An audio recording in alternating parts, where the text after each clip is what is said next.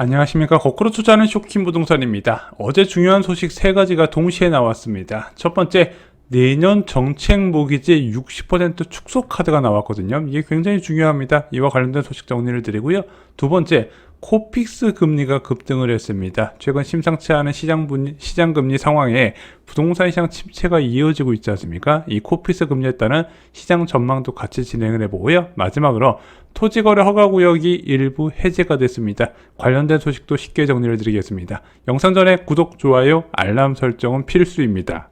자, 2024년 정책 모기지가 공급이 축소된다고 합니다. 한 기사를 봤더니 내년 보금자리론과 안심 전환 대출이 60%가량 줄어든다고 하네요. 자, 올해 50조 원 규모로 집행이 될 거라고 예상이 되는데 내년에는 겨우 21조 원 집행을 한다고 합니다.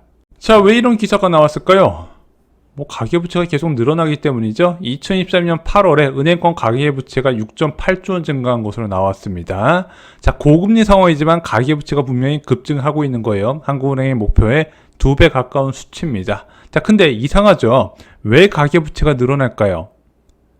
자, 이 가계부채 늘어난 원인 중 하나가 바로 정책 모기지 때문이라는 비난이 지금 나오고 있는 겁니다. 자, 근데 우리가 궁금한 것은 따로 있죠. 바로 내년에 시행되는 특례 보금자리론, 그래서 구입자금 대출 같은 경우는 소득 1억 3천만 원 이하, 주택가격 9억 이하의 경우에 대출한도 5억 원으로 해서 1.6%에서 3.3% 저금리로 대출을 해주는 정책이 시행이 됩니다. 근데 이게 얼마 전에 이 신생아 대출이 27조 원 정도 풀린다는 이야기가 나왔어요. 근데 방금 말씀드렸죠. 정책 모기지가 21조 원 한도로 줄어들더라. 그래서 신생아 대출 규모도 축소가 불가피하지 않냐, 이런 이야기가 나오고 있는 겁니다.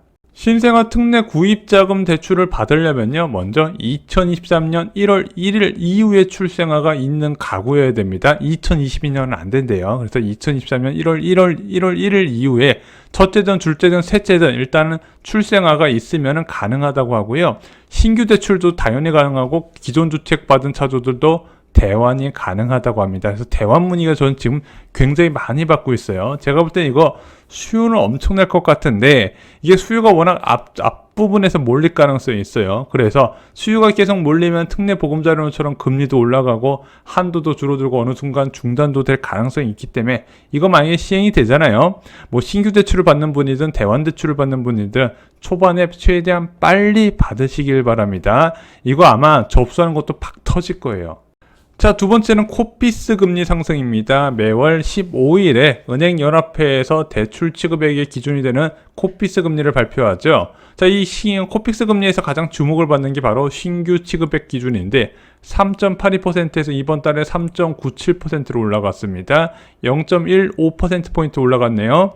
자, 얘는요, 변동형 주택담보대출과 전세대출의 기준금리가 적용됩니다. 자, 근데 이렇게 신규 취급액 금리가 올라가게 된다면 당연히 대출금리 상승으로 연결되고 매매와 전세 수요 위축과 연관이 될 수밖에 없다는 거죠. 부동산 시장에는 악재 소식이에요. 일반적으로 이 신규 취급액 기준 금리는요, 은행의 예금 금리와 비슷하게 연동된다 보시면 될 것 같습니다. 자, 지금 코픽스 금리 발표 이전에도 대출 금리는 많이 올라갔죠. 주택담보대출은 변동금리나 고정금리 할 거 없이 지금 4.5%부터 시작이고요. 전세대출은 조금 낮아졌는데 그래도 4.4%입니다. 얘가 불과 9월까지만 해도 3%대부터 시작이었거든요. 지금 2개월 사이에 0.6%포인트 이상 올라갔다는 거죠. 어느 정도로 올린 거냐면 기준금리 2번 올린 것만큼 금리가 올라간 거예요. 자, 그래서 이런 식으로 금리가 올라가다 보니까 서울 아파트 거래량이 30% 이상 감소하고 있고 금매도 가끔 좀 보이고 있어요. 그리고 호가 상승세도 멈춰 있다는 거죠. 자, 고금리 N 부동산 시장 위축은 이어질까요? 아직은 알 수 없습니다. 이게 지금 은행채 트리플 A 등급 금융채 1년물과 5년물의 금리 상황인데요.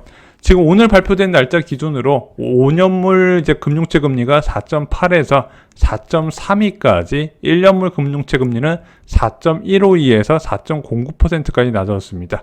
장기물이 좀 많이 낮아졌고 1년물 이하가 좀 많이 안 떨어지는 추세예요. 어찌됐든 지금 11월 이후에 시장금리는 다시 낮아지는 추세입니다. 그래서 주택담보대출 금리도 고정금리 상품 위주로 금리가 쭉쭉 떨어질 거예요. 벌써 보름 만에 0.5%포인트 가까이 낮아졌다는 겁니다. 하지만 1년물 같은 경우는 좀 덜 떨어지고 있어요.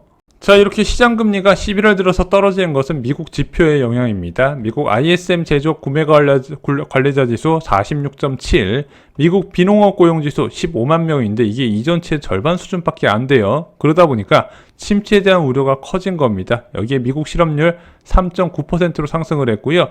근원 CPI마저도 4.0으로 예측치 4.1보다 떨어지다 보니까 침체가 오고 물가도 좀 안정되는 추이를 보이는 게 아니냐, 이런 기대감이 커진 거예요. 물론 이것만으로 판단하기는 아직까지 좀 무리가 있습니다.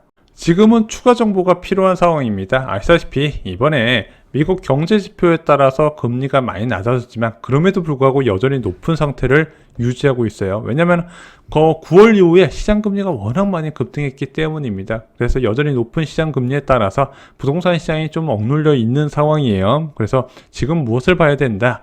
11월과 12월의 지표에 침체와 디스인플레이션 신호가 뚜렷하게 나와야 된다는 거죠. 특히 12월 초 경제지표가 정말로 중요해요. 왜냐면은 10월에 발표됐던 10월 경제지표, 11월 경제지표 지속성을 보일 수가 있다는 거죠. 물론 그 전까지 연준 인사들은 매파적인 성향을 계속 보이면서 쉽게 기대 인플레이션이 올라가거나 시장이 완화적인 흐름을 가는 것을 억제하려고 할 겁니다. 이거에 속지 마시고요. 지표를 보면서 움직이시면 될 것 같은데, 만약에 11월달 지표, 12월달 경제지표까지도 계속해서 이 침체와 디스인플레이션 신호를 보인다면요, 여러분들이 생각했던 것보다 시장금리는 정말로 빠르게 낮아지게 될 겁니다. 만약에 시장금리가 빠르게 낮아진다면 부동산 시장은 그에 맞게 대응을 할 수밖에 없어요. 매매, 전세 같이 움직인다는 거죠. 자, 세 번째는 서울시가 토지거래 허가구역 일부 해제했다는 소식입니다. 청담동, 삼성동, 대치동, 잠실동 일대의 상가와 업무용 빌딩의 거래 제한이 해제됐다고 합니다. 또한 강북 재개발 지역 중 신속통합기획에 탈락한 구역도 한 20개 정도 된다고 하더라고요. 거기서 같이 토지거래 허가구역에서 해제하면서 재상권 제한에 되는 부분을 풀어주기로 한 겁니다. 자, 근데 궁금하시죠? 왜 아파트는 안 풀어줄까?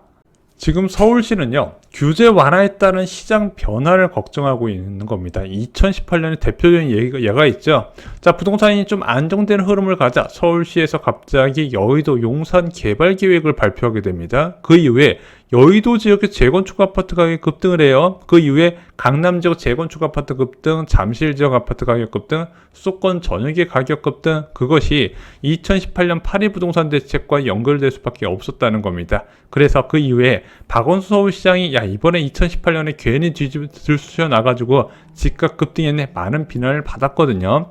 오세훈 서울시장도 이때를 좀 기억을 하는 것 같습니다.